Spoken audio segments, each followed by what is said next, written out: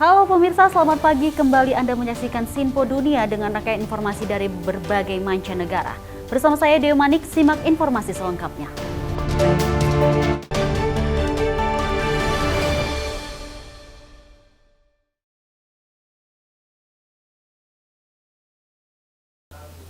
Pemirsa, informasi utama kita di mana desakan agar Presiden Joe Biden mundur sebagai kandidat capres teredam insiden penembakan rivalnya Donald Trump. Keduanya mendorong kampanye masing-masing dengan pesan persatuan, namun saat ini analisis sanksi pesan yang disampaikan kedua punya arti yang sama.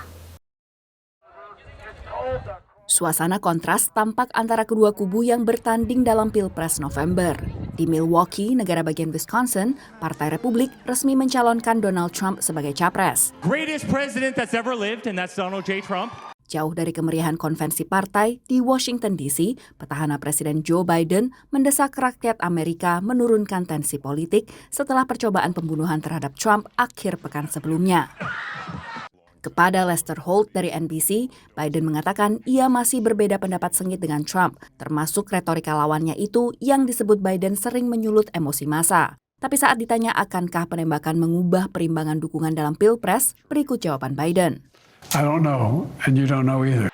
Yang pasti, menurut analis, penembakan Trump mengakhiri debat internal Partai Demokrat soal kelayakan Biden tetap maju sebagai capres setelah penampilannya dalam debat yang sering terbata-bata. I expect that Joe Biden has weathered the storm, and this question about whether he should drop out is mostly in the rearview mirror, but he needs to perform well. Di Milwaukee, Trump untuk pertama kalinya tampil di depan umum sejak insiden penembakan dan disambut antusias oleh pendukungnya. Sementara Biden juga tetap mengkritik Trump. Look, I'm not the guy that said I want to be a dictator on day one.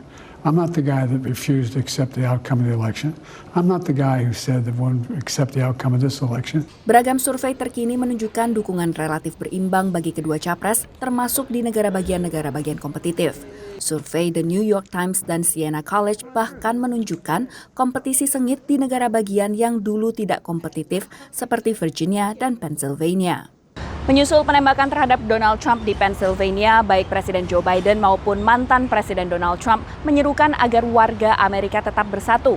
Sejumlah tokoh partai dan pejabat juga mendesak warga maupun tokoh politik untuk menurunkan tensi dan retorika politik yang kian memanas mendekati Pilpres November. Tapi menurut analis, makna persatuan yang diserukan tetap diperdebatkan. They're both calling for unity, but I think there are differences in the kind of concept are fundamental, and that's where I think the problem is going to break down. And so they're calling for it, but in fact, it may well be partisanship in disguise.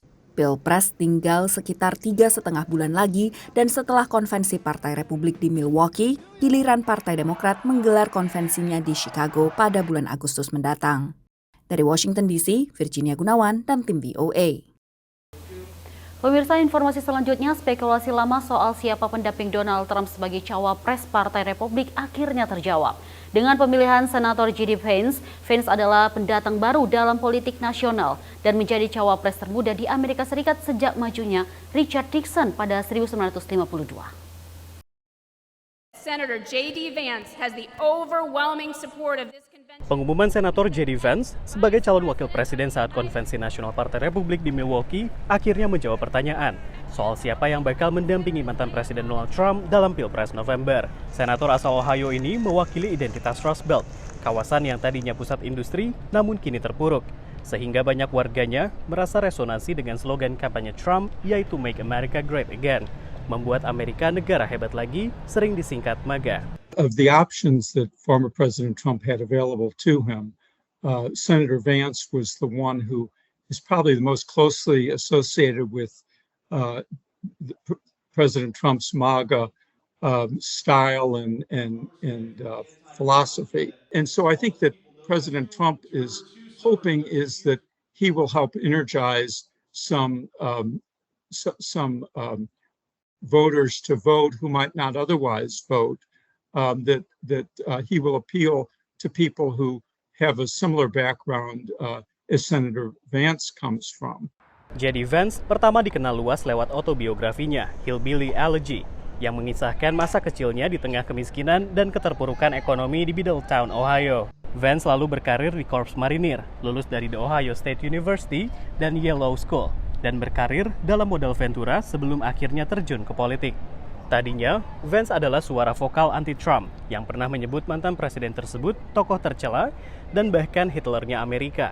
Tapi kini, ia balik menjadi pendukung kuat Trump. Dan tak lama setelah penembakan Trump di Pennsylvania, J.D. Vance menyalahkan retorika Presiden Joe Biden atas percobaan pembunuhan ini.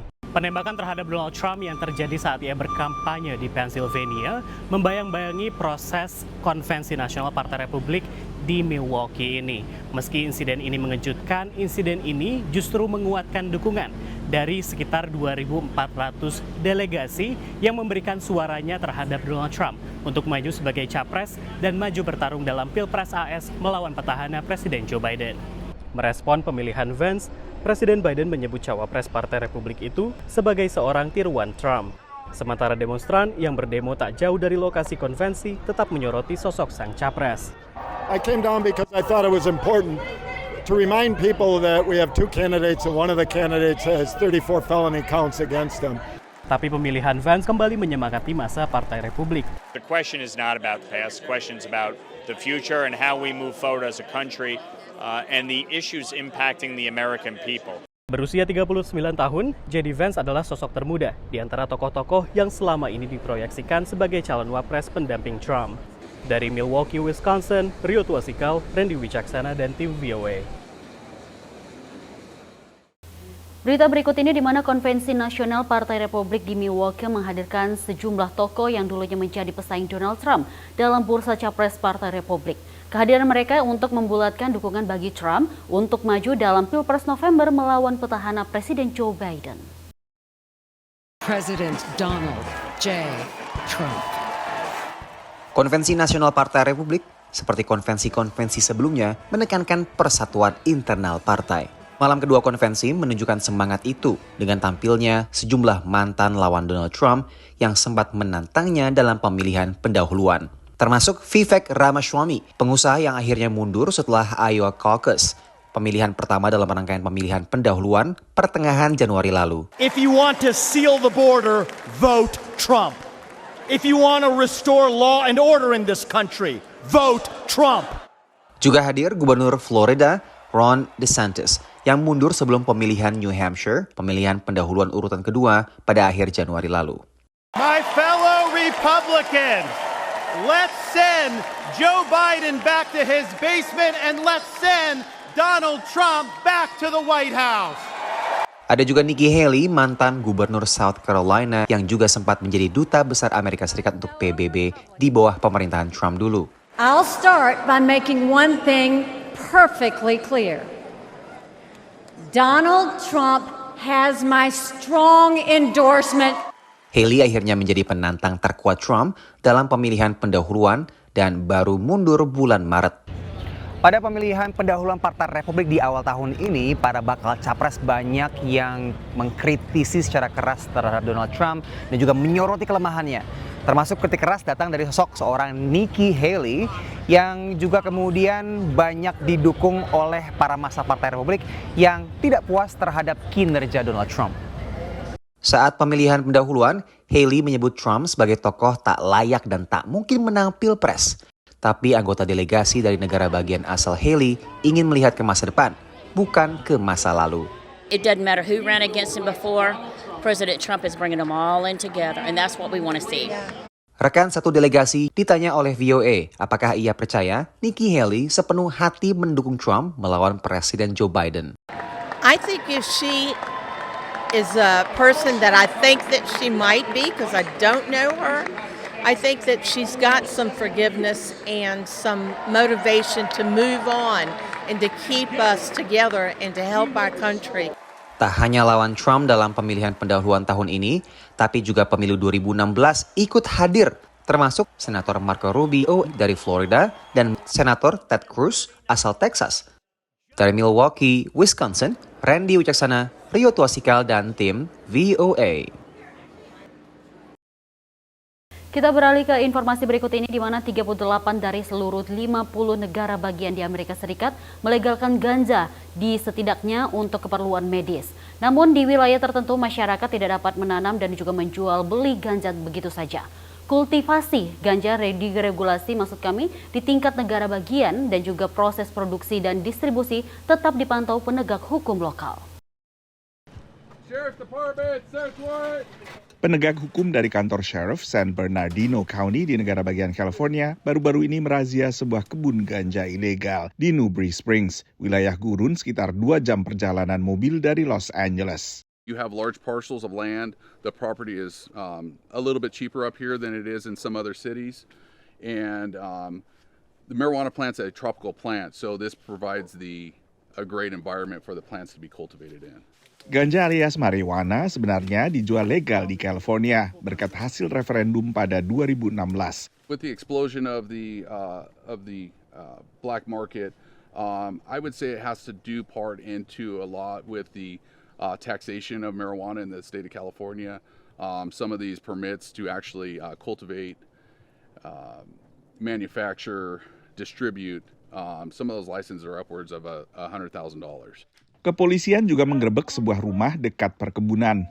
Some of this stuff as well, these composition books or like their payo sheets, where they'll log a lot of their sales and who they may owe money to. So in a case like this, they might try to argue, oh, he's just growing it, but there's other indicators here that show differently, and this just aids that.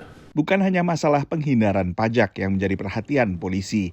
This type of pesticide, this triazicide, is an insect killer. As it says on the packaging, it's designed for lawns, not for ingestion. Unfortunately, we'll see a lot of cultivations like this, illegal cultivations, using both legal and illegal pesticides. Peneliti di Pusat Riset dan Pendidikan Cannabis Nasional di University of Mississippi menyoroti bahayanya peredaran ganja yang tak diregulasi dibandingkan yang diproduksi oleh pihak yang mendapat lisensi pemerintah daerah. You have to adhere to strict testing for those products. So they have to meet certain criteria because there's laws in place that state you have to test it for pesticides, heavy metals, aflatoxins, and so forth. And so you know what you're getting in that product. It's fairly precise in terms of the percentage and the dosage. Secara federal, ganja masih ilegal di Amerika Serikat. Meski telah direklasifikasi ke tingkat bahaya lebih rendah, ganja hanya dilegalkan di tingkat lokal. Mayoritas negara bagian di Amerika Serikat melegalkan ganja setidaknya untuk keperluan medis. 24 negara bagian dan juga daerah khusus ibu kota Washington DC membolehkannya untuk digunakan secara rekreasional. Tapi di setiap negara bagian yang melegalkannya, ada aturan dan regulasi sendiri untuk mencegah terjadinya gangguan atau efek kesehatan yang negatif bagi warga. Dari Washington DC, saya Nova Purwadi dan tim VOA. Pemirsa, informasi selanjutnya akan kami sampaikan, namun usai jeda berikut. Tetaplah bersama kami dalam Sinpo Dunia.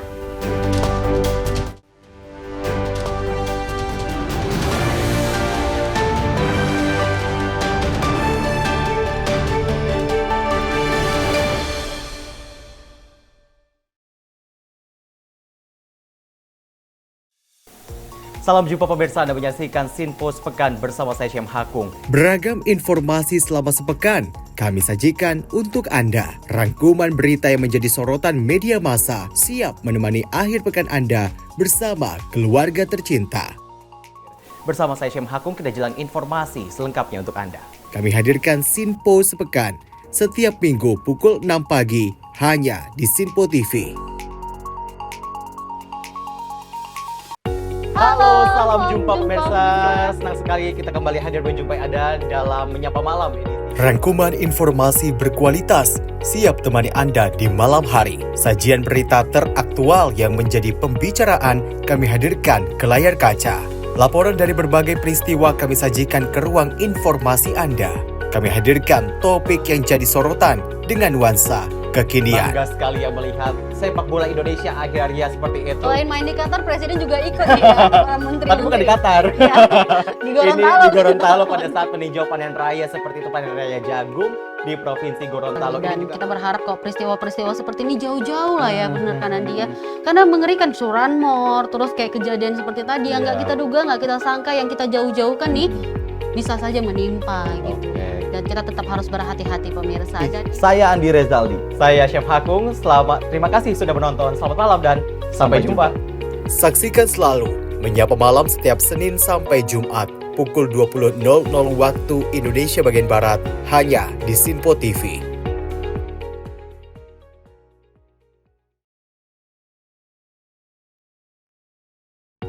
Menyapa Anda sebelum memulai hari dengan penuh semangat pagi. Halo, selamat pagi. Pagi Sally, pagi pemirsa dimanapun semua. Beragam informasi dari seluruh penjuru negeri siap menemani Anda di pagi hari.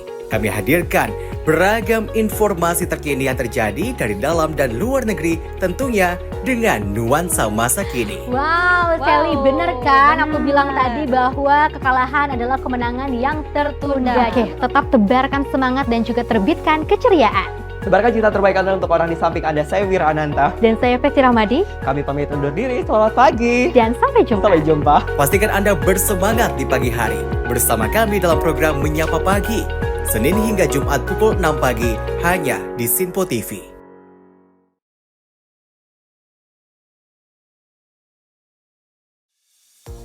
Halo pemirsa, Sinpo Dunia Sepekan kembali hadir menemani Anda dengan berbagai informasi dari penjuru dunia yang telah kami rangkum dalam sepekan.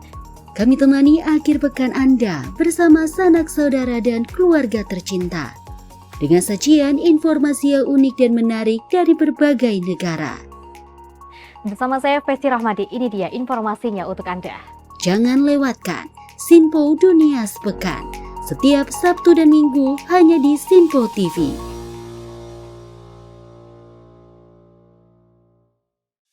Halo, salam jumpa pemirsa. Kami kembali hadir dengan rangkaian informasi yang dihimpun dari berbagai penjuru dunia. Kami hadirkan rangkuman informasi terkini dari seluruh penjuru dunia hanya untuk Anda. Informasi paling penting dan sajian berita menarik kami sajikan hanya di Sinpo Dunia. Bersama saya Dewi Manik, inilah Sinpo Dunia selengkapnya untuk Anda. Jangan lewatkan Sinpo Dunia setiap Senin hingga Jumat di Sinpo TV.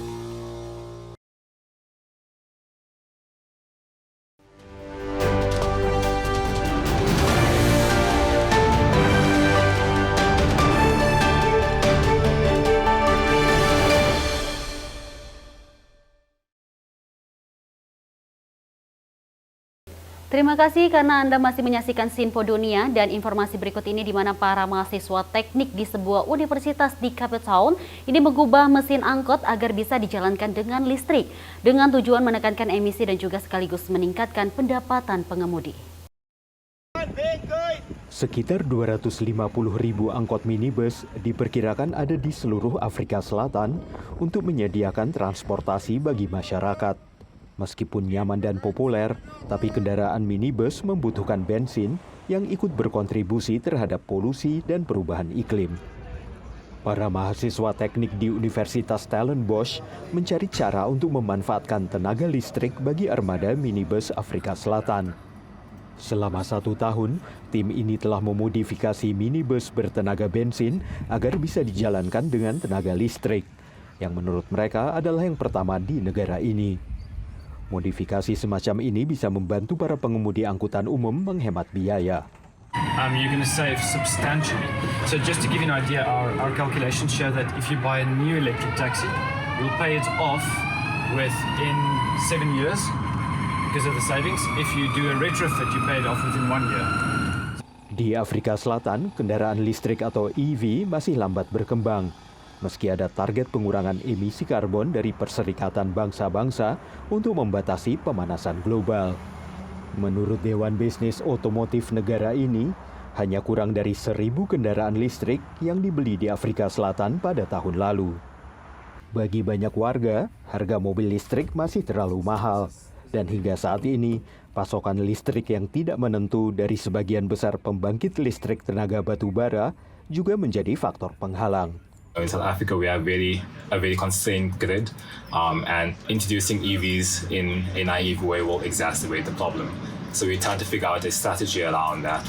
Menurut anggota tim teknik universitas ini, elektrifikasi kendaraan pada akhirnya akan menjadi hal yang umum di Afrika Selatan dan tenaga surya akan memainkan peran penting dalam keberhasilannya.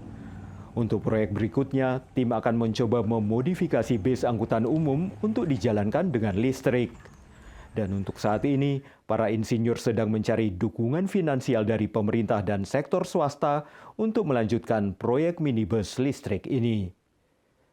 Dari Arlington, Virginia, saya Helmi Yohanes dan tim VOA. Informasi berikut ini di mana Tiongkok membangun pelabuhan besar di Peru yang bisa menjadi pintu gerbang bagi perdagangan Asia di kawasan Amerika Selatan. Namun menurut warga setempat dan juga analis keamanan, ini manfaat ekonomi pelabuhan memiliki konsekuensinya. Teluk ini sudah tidak dapat dikenali lagi oleh Miriam Arce hanya dalam beberapa tahun saja. Ya esta bahía ya ha dejado de ser bahía, está totalmente tapada.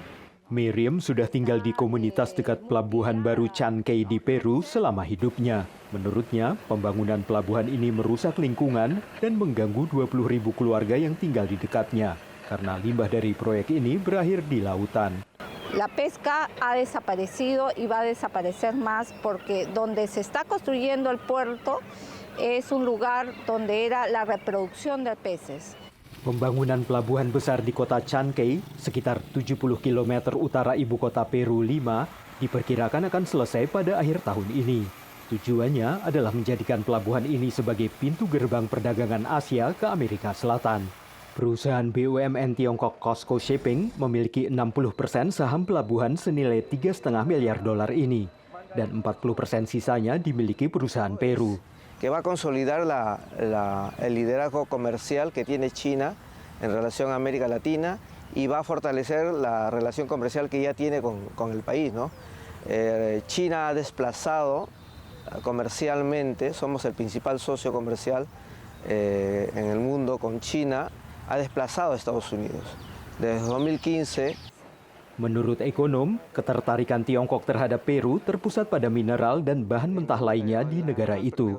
no, de los 60.000 millones de dólares que el país exporta, 20.000 millones de dólares se van a China, pero con la particularidad que son exportaciones tradicionales, especialmente minerales concentrados de cobre. Menurut COSCO Shipping, pelabuhan ini akan menurunkan biaya dan mengurangi waktu transit barang dari 30 hari menjadi 20 hari.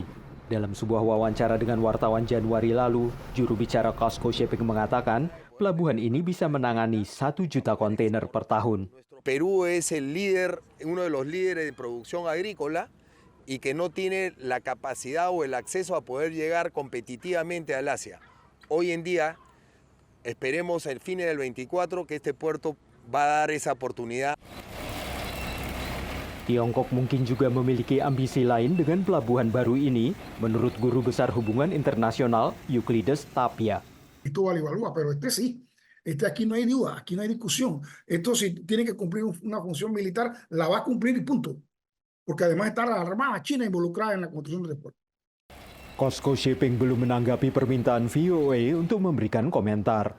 Para pejabat Peru telah memberikan COSCO hak eksklusif untuk mengoperasikan pelabuhan besar ini.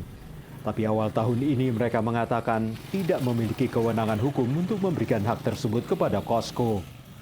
Dan seiring berlanjutnya sengketa ini, pembangunan pelabuhan terus berlangsung saat warga mengamati perubahan lanskap wilayah ini.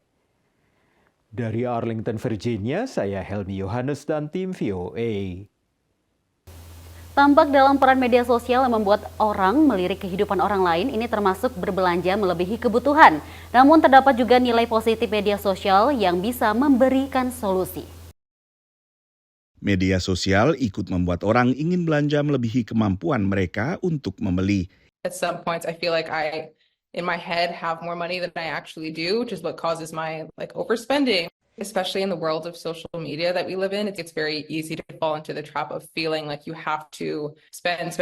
I kind of have adopted this mentality of that money is fake. Untuk mengurangi kebiasaan belanja, Olivia akhirnya mendisiplinkan diri, tunggu 24 hingga 48 jam sebelum akhirnya klik keranjang untuk membeli. Menurut seorang penggiat literasi keuangan, medsos membuat orang sering membandingkan diri dengan orang lain. We are constantly being bombarded with what we should buy and what we should do. And sometimes even if you are doing okay, it's hard to grasp that as a reality because we are always being consumed with we should be doing more.